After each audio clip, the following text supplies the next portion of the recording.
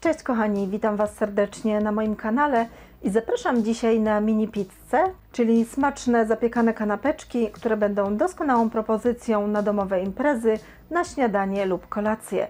Zapraszam do oglądania filmu. Składniki: plastry szynki kroimy w drobną kostkę.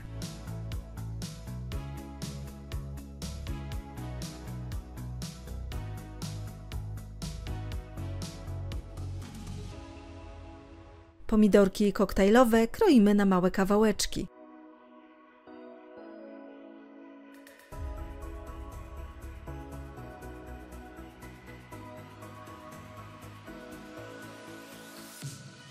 Szczypiorek z dymki drobno siekamy.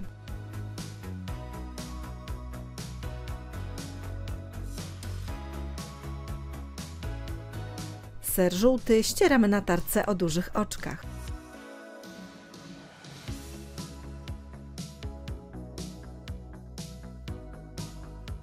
Do miski wrzucamy pokrojoną szynkę, pomidorki, szczypiorek, żółty ser oraz majonez.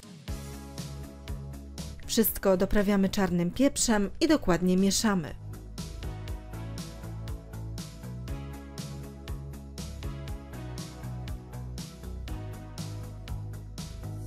Bagietkę kroimy na grubsze kromki, około 1,5 cm.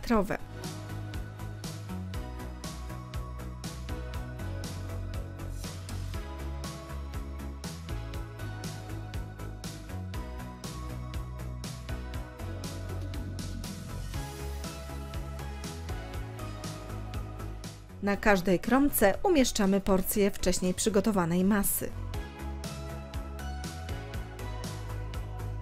Tak przygotowane mini pizze układamy na blaszce wyłożonej papierem do pieczenia.